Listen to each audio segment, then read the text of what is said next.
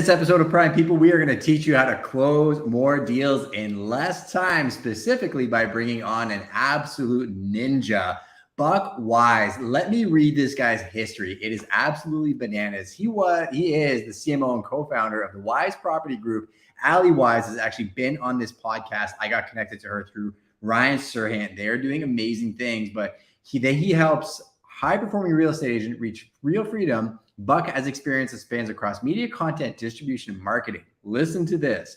As Chief Marketing Officer for Cardone Ventures, a Grant Cardone partner company, and an executive with the world's largest advertising group, WPP, he led the global teams responsible for driving innovation for brands such as Google, Starbucks, and Nike. Have you heard of them? And with a sharp focus on digital, AI, voice, data, technology, consulting, education, and connection. And before he did that, he actually co-founded a full-service digital agency whose clients included Chevrolet, Valvoline, Major League Baseball, and North American International Auto Show. So if that's not enough of a credentialed resume, you're in the wrong place. But if you're excited about sales and marketing, I think you're going to really enjoy this conversation. I consider Buck and Ali to be family. And if you're new to this channel, I'm your host, Justin Konikow. This is the Prime People podcast, where we dig into the minds of people like Bucks, extrapolate the nuggets so you can go out and find success on your own. Hit that notification, that subscription button, and I'm going to bring Buck on and we can chop it up. Buck Wise, how are you, brother? Hey, Justin, the only credential I need is you. That's it, buddy. I don't need come on the resume. Just go to my LinkedIn and say, was on Justin's show, and I'm good. The Prime People podcast. Well, I'm hoping to reach millions one day with this podcast, but I mean, I read that because if people are new to this channel, they don't know you, they don't know me. I really want to give them context to the depth and breadth of knowledge that you have. I've been blessed to be able to be close to you and Ali and kind of see the partnership that's grown, what you guys are doing down there. But I had to anchor that piece because you don't really get access to working with brands like that unless you know what you're doing. So tell me the Buck Wise story. Like, how did you find yourself in those positions? Yeah, sure. So it all started for me when I was 16, 17. I was moving into 17 years old, and I wanted to do something. I was a middle child. I wanted to do something creative. And so I wanted to be in traditional broadcast. I liked TV. I liked radio. I loved the microphone. I was like drawn to the lens. Even though I'm an introvert, I liked the creative process. I liked content creation. And what I didn't understand was how to build an audience, how to build a community, how to make engagement, like all those things content is supposed to do, but you're a kid, you're 16, 17, you're like, I just want to do cool stuff. I just want to make some things. And so I got into radio when I was 17. I was an intern. I worked at iHeart at the time. I'm going to go ahead and just show my age. It was called Interesting. Well, that's a brand I know super well. Yeah, that's interesting. I didn't know. And Clear Channel still exists. But only in the outdoor division. So they say Clear Channel Outdoor. But yeah, so iHeartRadio, 17 years old, I worked my way up to getting my own show overnight. And then finally, when I was 20 years old, they said, hey, you're ready for your first show. They said, are you ready for Las Vegas, Nevada? And that's where it kicked off. I was 20 years old. I started my show. And this was the emergence of something called voice tracking. So this was when they didn't syndicate you live on a satellite. They took your show and they ported it to other cities. So after it was over, they'd use it the next night in another city through a computer. And this is really what disrupted the TV and radio spaces, because they were just reusing, replicating talent across markets. And so I was syndicated to over 80 different markets in the country, which then brought me to my next stint, which was working with Ryan Seacrest in Los Angeles. And so this was pre-Idol, before anybody knew who he was. But the point is this, before I go through my entire LinkedIn resume and try to give you a story, this is the point I like to make. What I was really honing in on, what I was really perfecting, was the creative process. But what I didn't know, and this was the emergence of digital, so now MySpace, the Facebook, where you had to have a college ID, like these things started to pull out. And what broadcast didn't know was, what do we do with these channels? Like they're enemies. They're going to steal our money, our advertising dollars. They didn't know how to work with these channels and use them to leverage time spent listening or time spent watching. And so that's really where I honed in on my craft of building strategy. So I started leveraging digital and traditional for my own shows, which then CBS hired me to run their top 40 social media. So I was doing my own show and running social media. And that's when the agency happened. The agency happened because the Detroit Tigers came to me and they said, we need someone like Buck doing what Buck's doing. And I asked CBS, would you care if I helped 1 or 2 clients? And they said, yes. I have to give credit where it's due. There was a great market leader out of Detroit who was overseeing my show and a lot of the projects I worked on. And she said, you know what? Yes, Buck, you can do this. And overnight, I became an entrepreneur. Because really, I consider myself a creative. I didn't, it's funny, creative, like when you're young and you're like a creative, I'm doing air quotes, when you're creative, you're like a salesperson. Ew, I'm not a salesperson. Mm-hmm. I'm a creative. I'm aspirational. It's like you're so disgusted. It wasn't until I realized everyone's a salesperson and we all need to run and own our own businesses to create true wealth and success that I had that mind shift at like 22, 23 years old. Like, oh man, okay, the creative's been interesting for the past 5-6 years, but it's really about building the strategy side. And so I started to build the business. I went through the same thing that everybody else goes through. Justin, I know you remember this. Like the first time you had to pay taxes as an LLC and you're just like, man, did I make money or did I lose money? I don't really know.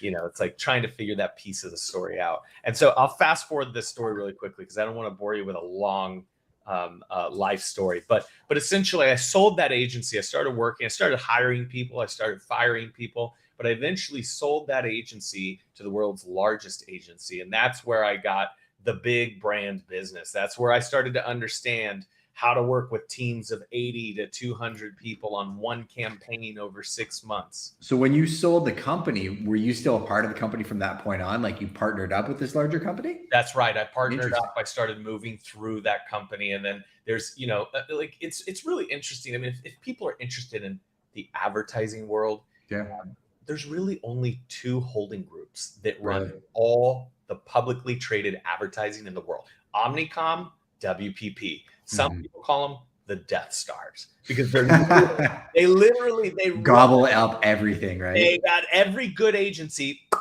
They just grab them, right? Yeah. There's thousands of them. And so I was at one agency at WPP. WPP is the group. And I was at one agency, and remember, there's thousands of little agencies. Wow. Australia, Dubai, America. I'm at one agency out of London that has over 30,000 employees. One agency.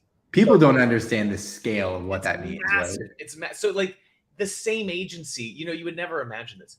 They've got a team in New York working on all these Google projects. And then the same agency, same P&L in a different region are all working on Microsoft projects. It's like competitive but they have like barriers in the server so the Google team can't see the Microsoft team stuff. And they've compartmentalized all the aspects of their business, secured, right? It's all secure, compartmentalized. You have to go through due diligence before you're allowed to work on any of these brands. But what I learned, this is what I learned. The point of this story is, yes, I learned bigger budgets. Same challenges, just bigger budgets. You move a little bit slower. The bigger you get, the slower you get. Sure. And you get better problems. You get bigger, better problems. But the big thing that I learned in the agency space that I didn't know as in the strategy side of running and owning my own business was data.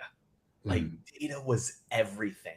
When we would go to a pitch to try to win the new Starbucks campaign, when we would go to a pitch to win the new Google campaign, it was all about data, access to data, how you use the data, how it informs the decisions and the strategy that you're going to create, and how that strategy ends up in a creative go-to-market execution. And so the biggest learning lesson in life, my whole career was backwards. Literally, creative, strategy, data. The way you run a company is data, strategy, creative. I literally learned it backwards. But I think I did that because creative's fun. Like everybody's like, I'm gonna be a real estate agent. I'm gonna start my company, and I've got a great idea for a t-shirt. And then a logo, and it's going to be perfect. And you immediately go to this like technical, tactical, creative space where like, I'm going to put my kids on TV. And like, no one's ever like, how do I segment the type of persona and automate that segmentation so I can nurture them? Like nobody, because we don't know when we start. Or they're not even looking at the data of what houses they're trading for, what asset class they want to trade in, what houses sell the most in their city, like basic stuff. They go for the selling sunset stuff first, right? Dude, all what we call Vanity Metric. They all go for the way it looks, the way it feels. By the way, I'm going to say this. If you're new and you're just starting, you're like, well, I don't have any data and I don't even know what they're talking. I don't know what I don't know. Like, this is what I'm going to say. You can create success with vanity a little bit. It'll get you started. Effort and commitment and a little bit of vanity can give you a pop, but you'll never sustain and you'll never scale with only that. But a little bit of hustle and a little bit of look, like whatever you know, and you just go to the market fast and hard, and you promote and you're promoting and you're building and you've designed something. Like you can, it's called gut, shoot from the hip. Like your gut can create momentum. I see people all the time. I love that when this happens.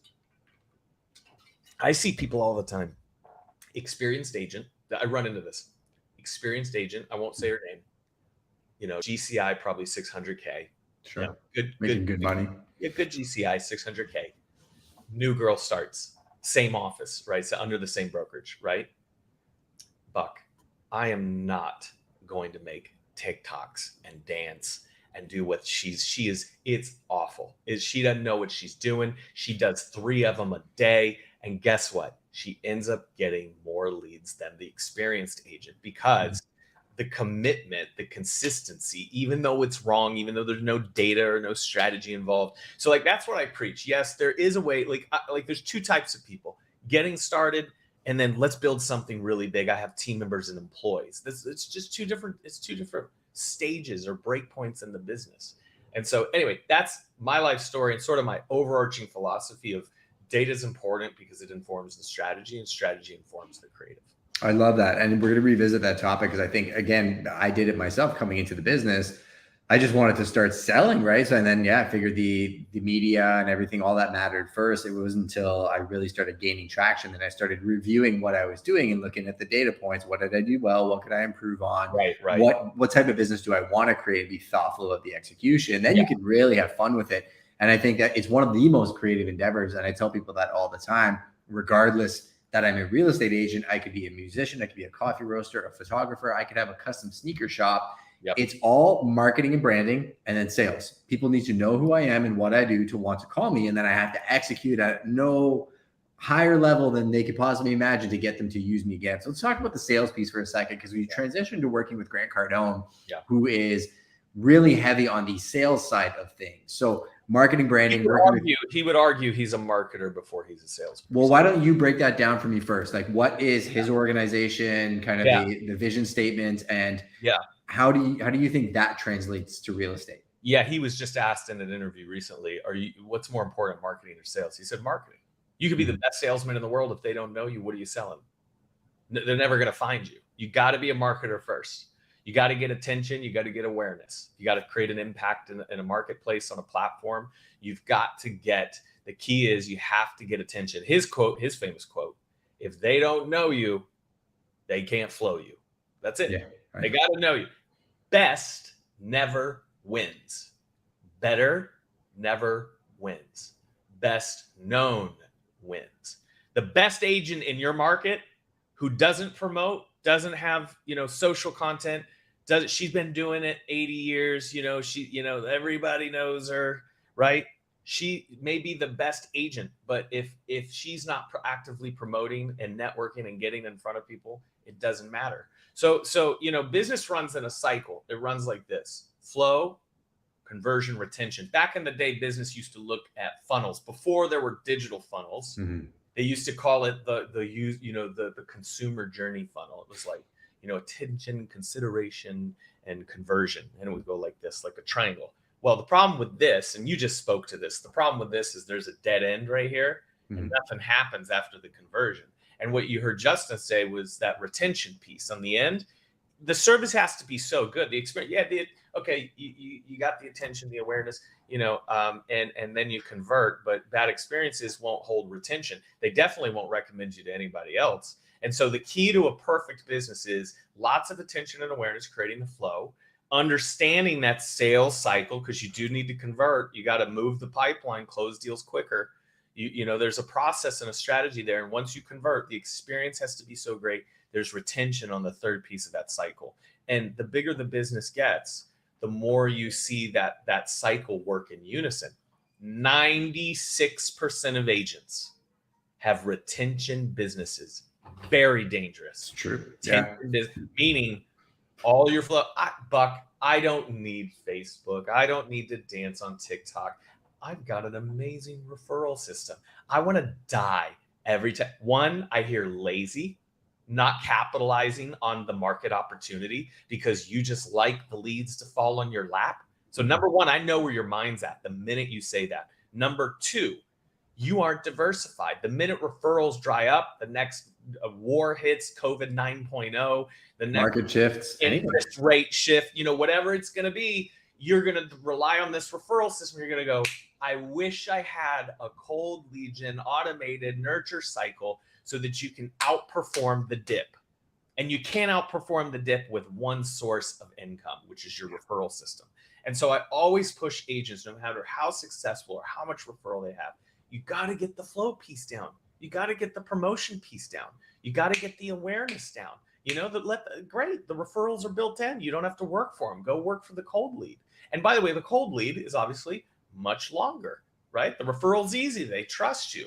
They go right to you. They say, my friend said I should call you. Let's do business. The cold lead's going to be 3 months, 6 months, 8 months, depending if you're measuring the data, if you're watching the data, you should know how long the average lead is that comes in that doesn't know who you are. But it's not just agents. It's any entrepreneur in the first break point. The first break point is anywhere before $1 million in revenue. $1 million in revenue and below, you're in that first break point. They all have the same challenge. They're so focused on the churn of the business. They're in the business instead of on the business. And there's two ways to think of that.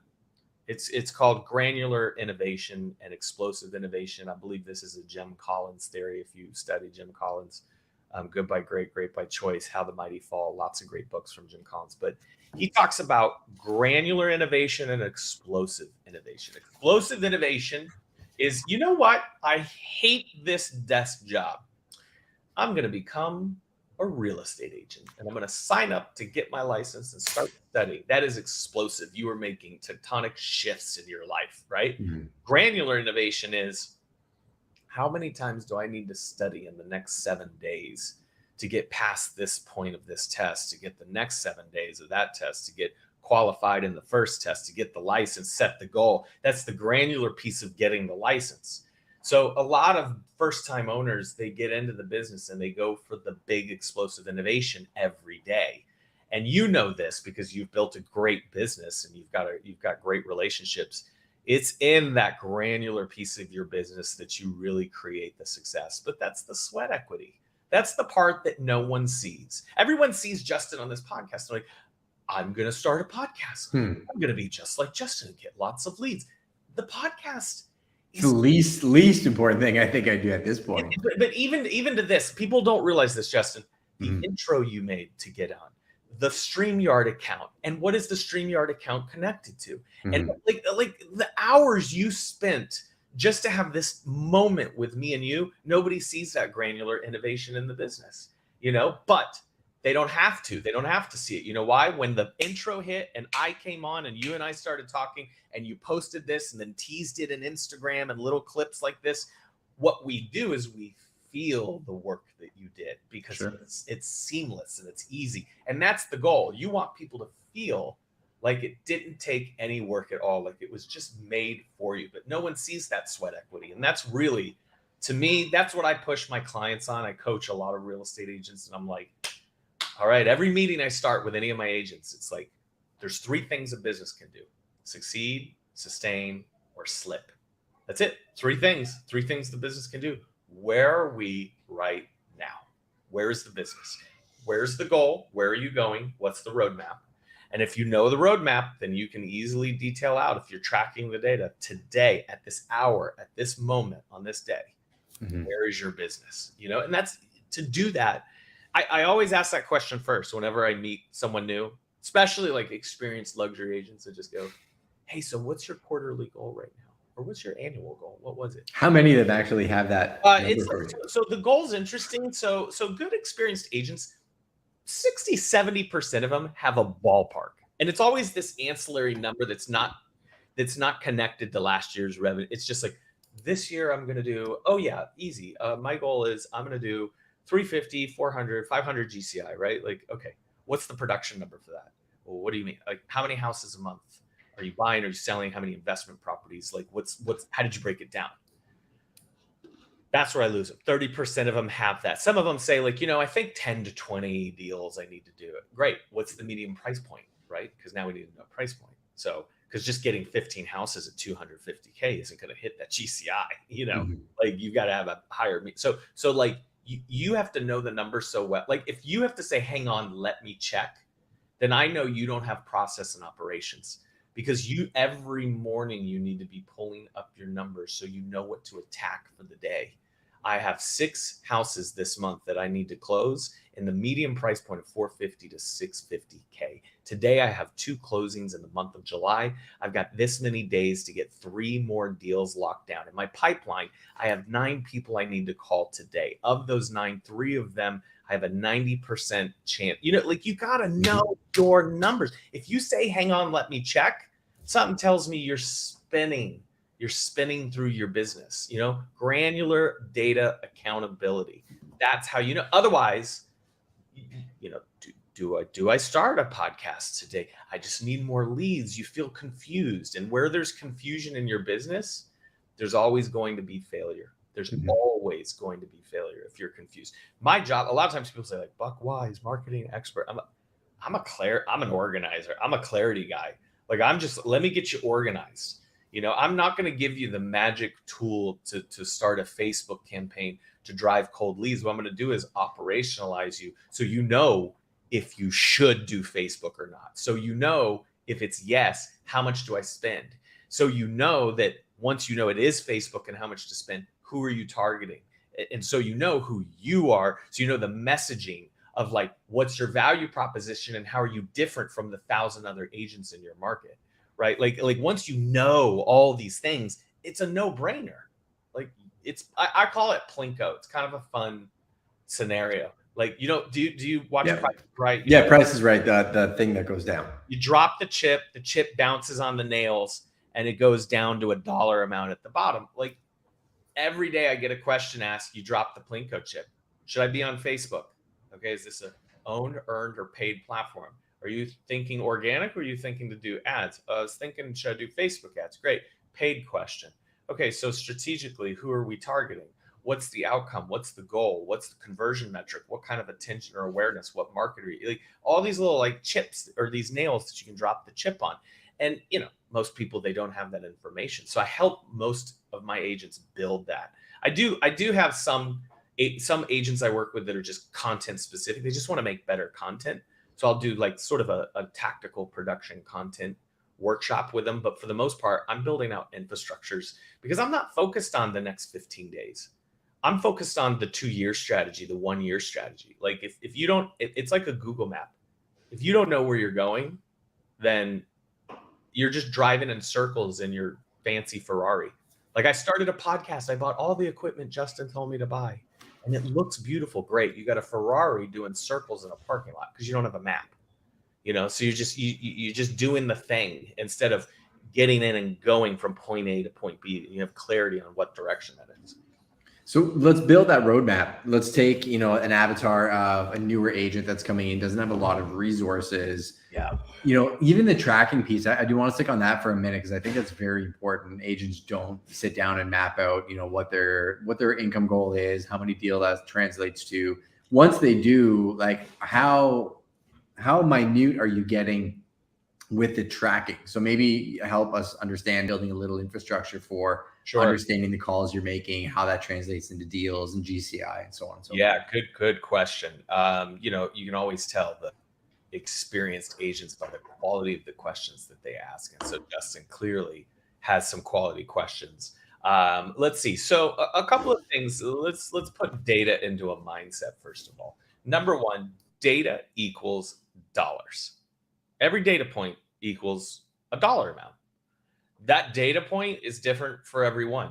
That data point for me might be worth more money because I might be able to automate it, operationalize it, extrapolate it, cross compare it with another data point. And then boom, I hit something because I use this and I used this, and I said, this is the answer, and I made a good decision, and it made lots of money. So there's a data point, there's a dollar amount attached to all these data points. So the question is, in your business and at your stage of your business, which data point is worth more dollars? And when you start to realize, by the way, for some of you that are watching this, that are experienced, and when I say experienced, I mean over 5 years, over 10 years, over 15 years, you're watching this and you're over those years. Think of the amount of data that you didn't collect, that you didn't store or segment or automate. You have left millions of data points on the table, right? Like that's my point, is like, if you haven't been doing this, today is the day to start collecting that right information. But so you can start to assume and project based on the data that you have. So if you're a new agent and you're doing cold calls or door knocks, the question is, there's data and everything. So let's take the door knock, for instance. Where do you get the data of the doors to knock on? That's the first piece. That data is important. Did you get it from a broker? Are these homes that are, that you're going for listings, and these are homes where the median age in this zip code is over 65? So you got some empty nesters that are waiting to sell. Or the average house on the market or average houses in the neighborhood haven't been on the market for over 2 years. So they're not going to hit that tax. They're not going to get taxed on selling their house. So like, you got to pull the information of like, where's the right neighborhood to go to? And then you go and you introduce yourself and you knock on doors, and you're like, okay, I went through 90 doors today and I had 3 people that were interested. 2 of them set an appointment. One of them, and so there's your conversion. It's MQL, SQL. Like, would you track the 90 doors and then put that in? What type of tool or software are you using to track it? Yeah, so you definitely want to track your data. And I get a new agent doesn't have a lot of resource. You're trying to figure it all out. I'm happy. I'm not going to be a stickler on systems and process or systems and tech stack.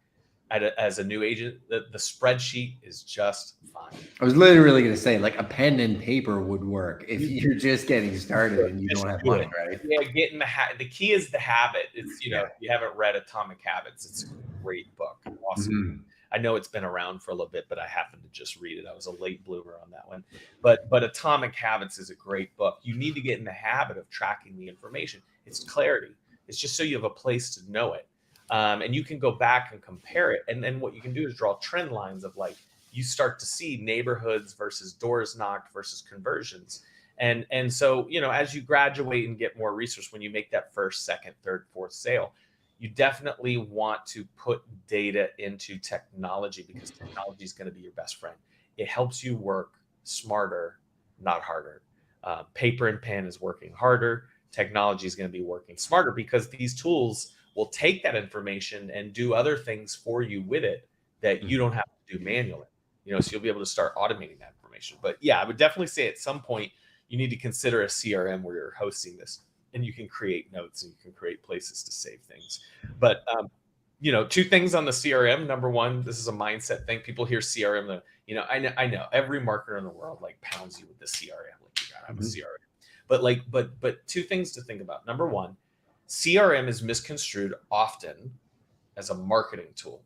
It really isn't.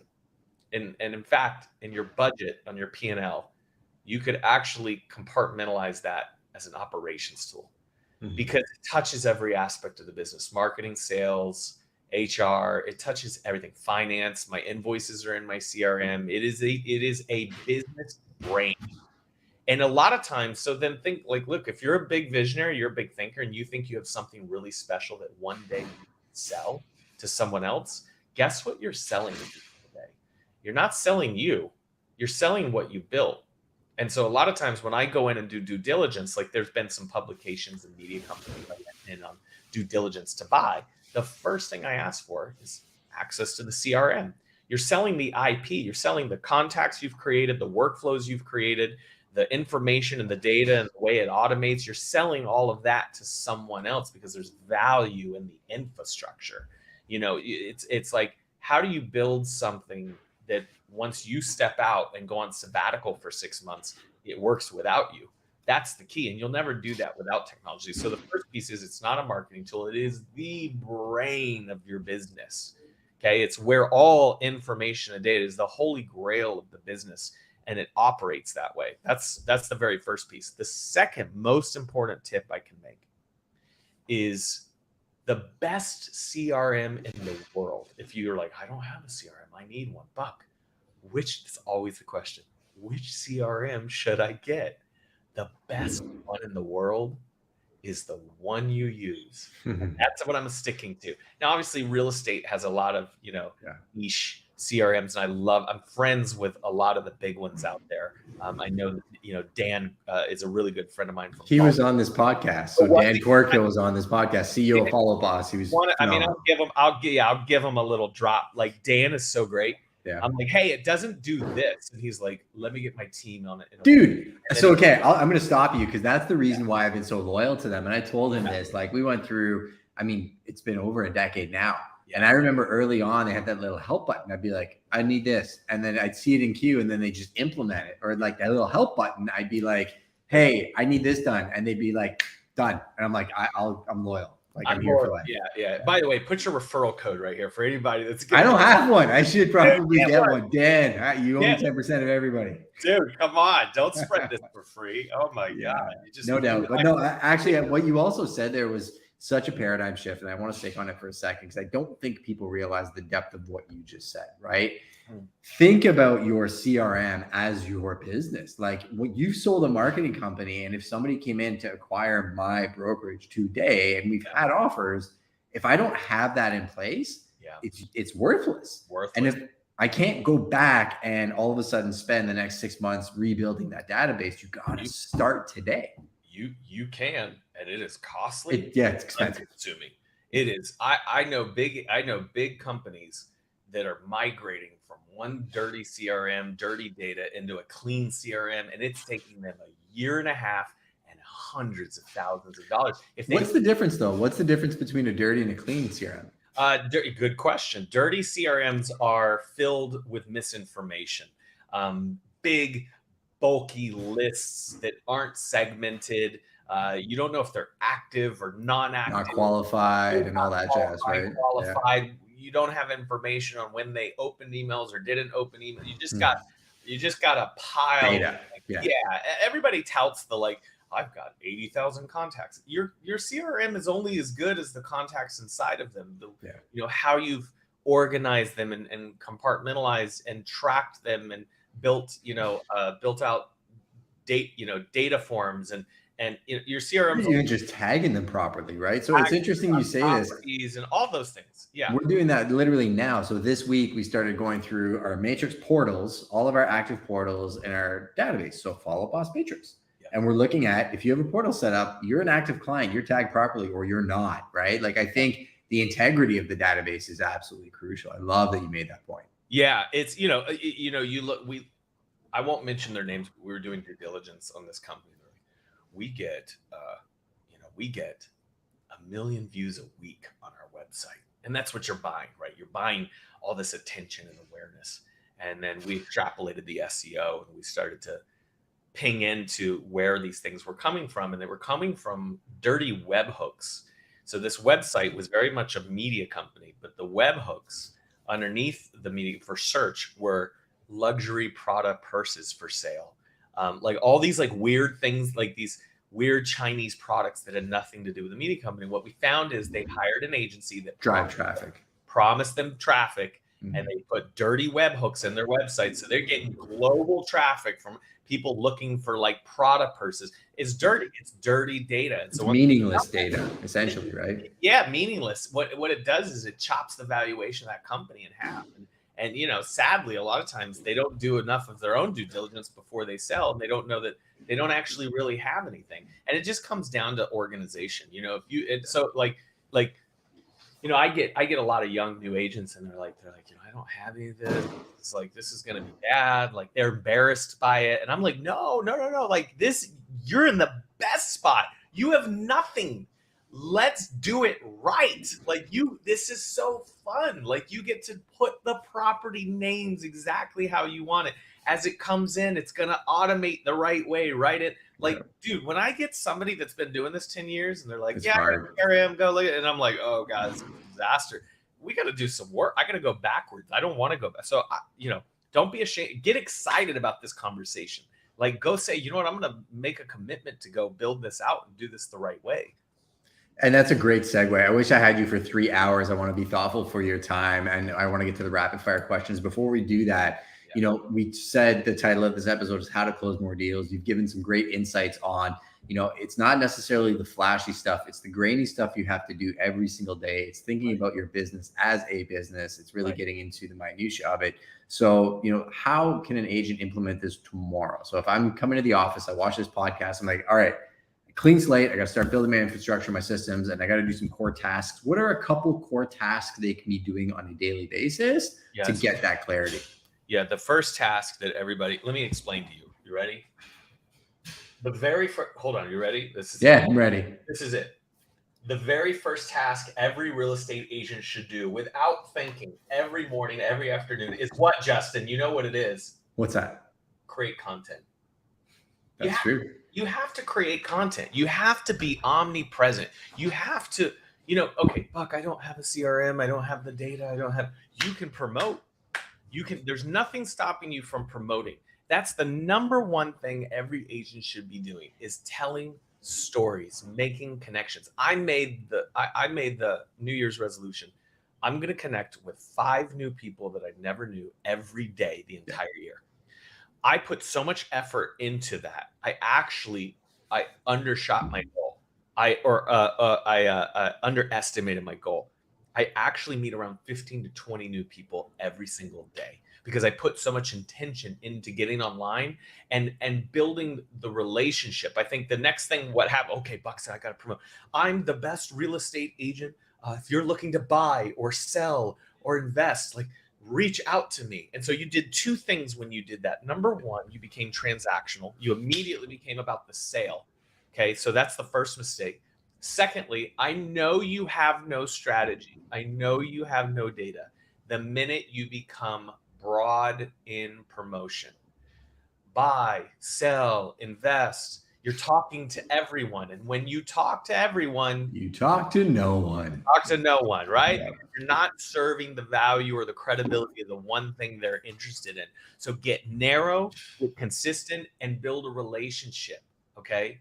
This isn't about the sell of a house. This is about a couple going through a divorce and you're there to help them through it, right? How can you get narrow on who you're talking to and what's the real challenge that they're having?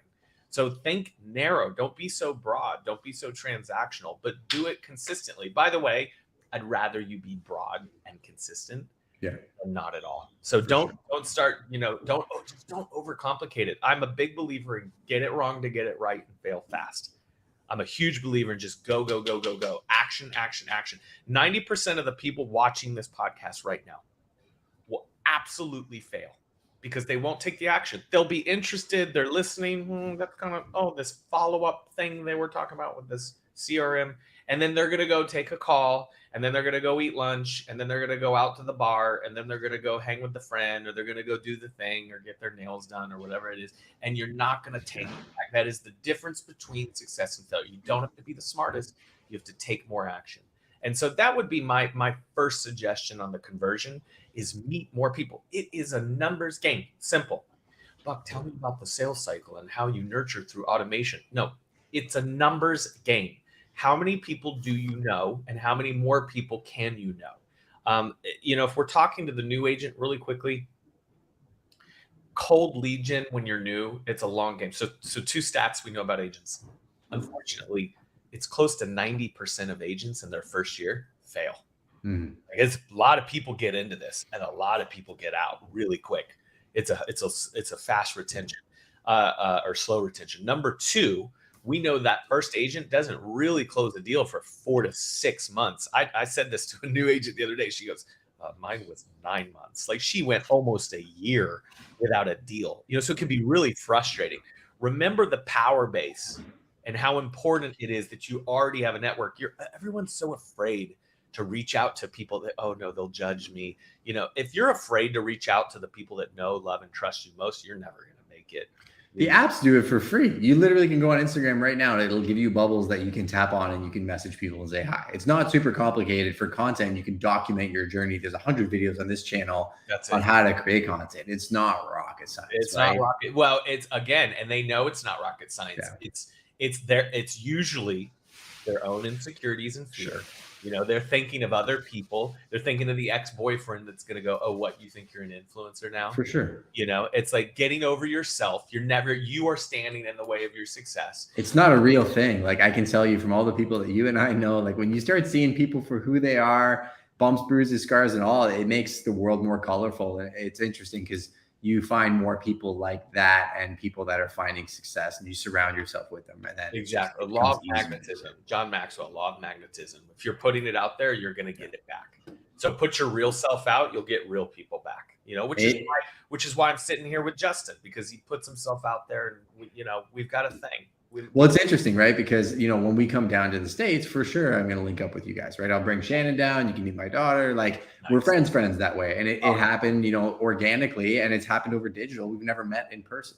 And I think this can happen. It feels like we know each other. 100%. I haven't been to a mastermind for Sirhan in 3 years now. And I was supposed to be at the Hamptons one. It's just I haven't been able to cross, right? So there'll come a time when it comes in person. It's funny because it's like I've known you guys for a decade at that point.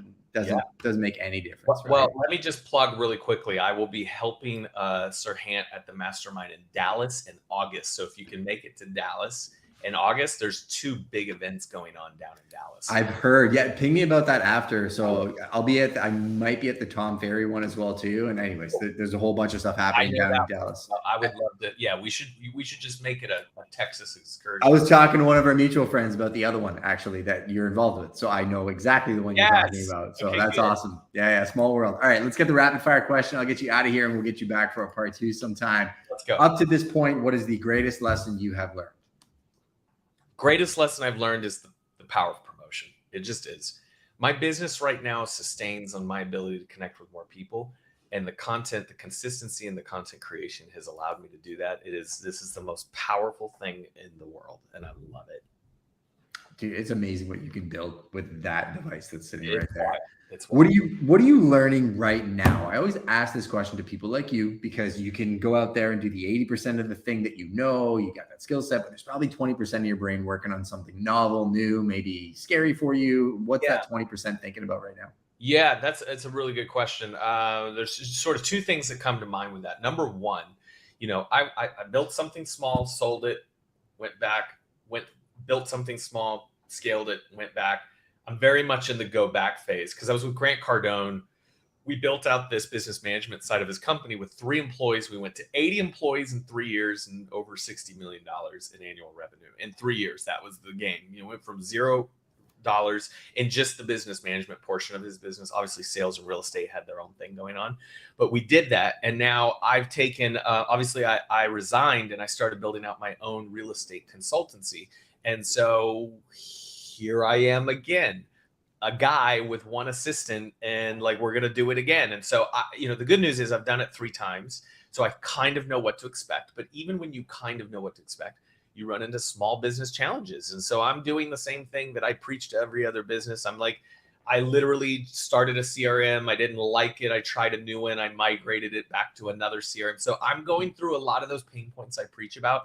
I'm doing it again, but it's fun. It's fun. So I don't let it stress me out. I think a lot of business owners, they think of this granular innovation and they go, I just need to get it done so I can move on. You will never move on. You are going to have granular innovation. They just become bigger granular innovations. And so that's one thing I'm going through. The other thing is scalability. I don't want, I own a business. You own a business. Mm-hmm. Real estate agents, a lot of them, they have to help them. You're a business owner, you should incorporate, you are not an employee, just because you're with a brokerage doesn't mean you're an employee, right? Unless you're one of those brokerages where you have full-time salaries, then you're an employee. But for the most part, most agents are their own business owners. And so as a business owner, how do you scale a retirement strategy? So right now, my job is to help real estate agents from a consulting standpoint, which I love doing. But if I die tomorrow, guess what dies tomorrow? The business. Right? The business dies tomorrow. So, so I'm very much working on the scalable solution, which, you know, you could say is the Sir Tom Ferry strategy. It's like they've built automation, education courses, coaches, mentors, so that they don't have to be in the business. What does Buck Wise's scalable solution look like? And that is where the 20% of my brain is like sitting on. Success is nice and good, and I love meeting people. But look, in 10 years, what is the scalability actually? I don't know what I want to do. Possible. Have you read Blitz Scaling? Mm-mm. Pick it up. I'll send it to you as a gift. So I'll actually have my, yeah. Do you like audio or do you like paperback? I'm an audio guy. I'm going to send you an audiobook when we're done this episode. Thank you, dude. Yeah. And actually it's super interesting. I think about jujitsu like I think about business, and you talk to like a coral belt, which is the highest level belt you can get in jujitsu. And you ask them like, what is jujitsu? Or you ask Rickson Gracie, like unequivocally the #1 guy on the planet. And he'll tell you jujitsu is I do this, you do that forever. There's no end. It's just a game, right? And I think that's what you were talking about in the answer to your question. Yes. So I got one more rapid fire and then an ultra important question. So the rapid fire is, how has failure shaped your life? Yeah, failure is everything. That's why people pay me, because I've had failure. That's literally why I'm paid. I am paid to help you avoid the things that I've seen or done. That's it. So you know, failure is always a learning lesson. You know, the key is when failure hits, how do you leverage it? How do you leverage failure? How do you use it as that learning lesson? And how do you stay? How do you keep that positive attitude and momentum? I see too many people get defeated by failure. And so my learning lesson isn't just the failure. It's how you get back up.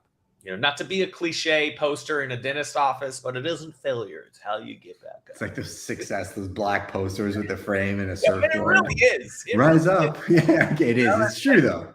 It's like failure could kill you. I've watched people die on the vine with like, you know, a bad month, and it's like, push hard. You got to push harder. You got to get the right mindset. I go superheroes. I think about the Incredible Hulk, and I'm like, when they would shoot him, he gets bigger. I'm like, it should motivate you. It's the best thing that could ever happen to you, in my opinion. That's exactly it. Yeah. So the last way, beyond positive thinking, Dr. Robert Anthony. Okay. So if you see me looking down, I'm usually writing notes and book recommendations. I get so many nuggets from the guests. And I don't know if this is fair for me to say or not, but it's free on YouTube. There's an audio version. Oh, amazing. I'm going to go check it out right away. The most important question, because you made time for my show, my platform is yours. Is there something you're working on you'd like to let them know about? Is there somewhere they connect with you? Any message you'd like for the audience? Absolutely. I have a free 15-minute brand audit. You can accomplish, you'd be surprised, you can accomplish a lot of audits in 15 minutes. I can tell you 5 things you're not doing right now in less than 15 minutes. So if you want to be a part of that, here's the best way to do it. Follow me on Instagram. About Buck, I see every day, part of my strategy, I see all new followers. I'm not at the point where I'm getting 1,000 a day, right? I'm getting like 30, 40, 50. Guess what I do? Every real estate agent that follows me, boom, hi, my name is Buck. Thanks for following me. Tell me about your business. Tell me about the market. Tell me what your biggest challenges are right now. I meet every new agent that follows me. Super smart. So yeah, at About Buck on Instagram. If you're interested in that 15-minute brand audit, I'll shoot you a little link in the DMs and we'll become friends. That's the biggest thing. I just want to meet people. I want more relationships. That's why I love people like Justin, because I tap into his ecosystem. He taps into mine, and we know a bunch of good people together. That's it, man. All ships rise together. Well, say hi to Allie for me. Give her my best. And she's good. You want to see her? She's yeah, for sure. If she wants to say hi real quick. She's bringing me food. I don't know. The brains of the operation. What's up, friend? How are you? Great. How are you, Justin? Good. Look at this power couple. I'm super excited. Take it. Thank you. No, it's super fun to learn more about Buck and his background. I didn't even know about all the companies that he worked with and the dynamics of it too. And you guys are building something pretty special. So I look forward to meeting you both in person. Thank you. Thank you. Thanks, Justin. All right. We'll catch you on the next time. Sounds good. See you. See you, all right. See you guys. Bye.